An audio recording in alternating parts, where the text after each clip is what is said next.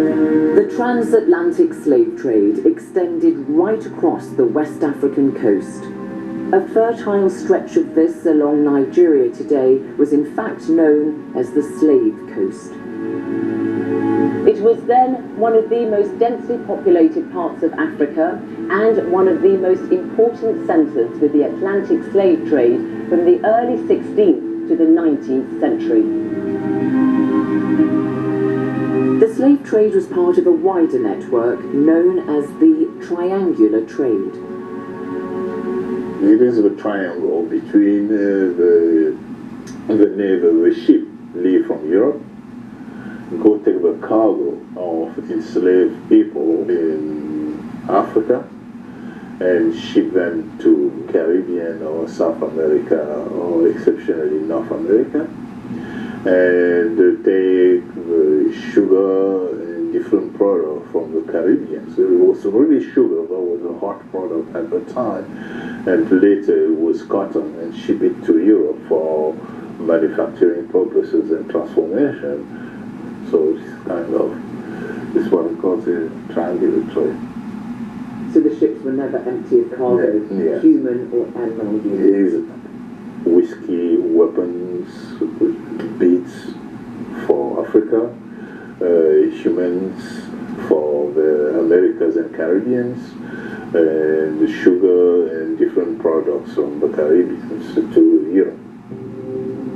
The transport of slaves to the Americas and Caribbean was known as the Middle Passage. Slaving ships made calls along Africa's Atlantic coast, including here in Lagos, Nigeria's main port. Africans were also acquired from the interior of the continent, for instance from the Kingdom of Congo, which includes territory today that makes up the Democratic Republic of the Congo, and Angola. The colony of Luanda was established by the Portuguese in 1575. They were mostly interested in the slave trade. They conquered the coastal areas which could serve as slave trading hubs, and Luanda was the biggest of these.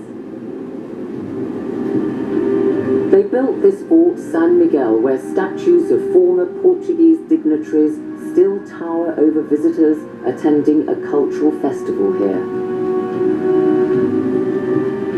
A large number of enslaved Africans were sent by the Portuguese, mostly to Brazil, then the Caribbean and North America. Charleston in South Carolina was the main point of entry in the United States.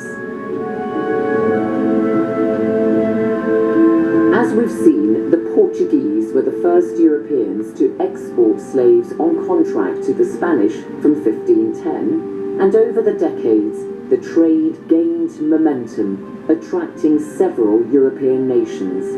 The English began trading in slaves across the Atlantic in 1562, the Dutch in 1626, the French in the 1640s, and the Danes and Swedes in the 1650s.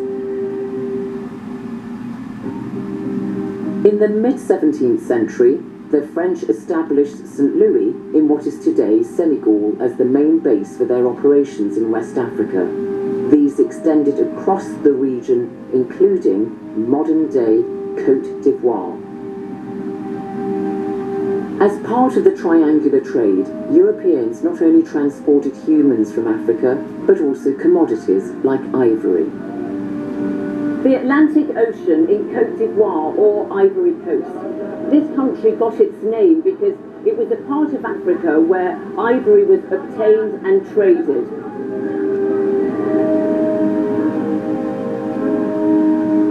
These children in Côte d'Ivoire visit the National Museum in Abidjan, where a huge elephant skull is on display, tusks and all.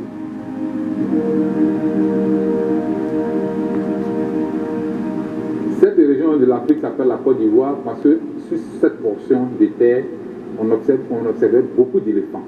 Il y avait beaucoup d'éléphants et que dans le portage vers les côtes, les esclaves transportaient plus d'ivoire pour faire le commerce avec les Européens.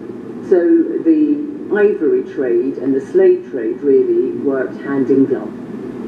Et le commerce d'ivoire est intimement lié à l'esclavage. Ce sont les esclaves qui transportent ces ivoires et qui vont sur le comptoir du commerce. Et après, sont embarqués aussi.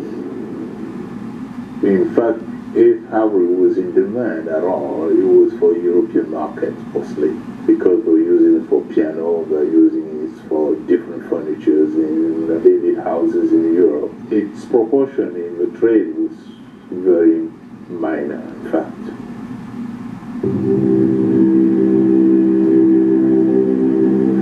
So in the transatlantic slave trade, Africans were reduced to mere goods, and they could also be used as a form of currency or exchange.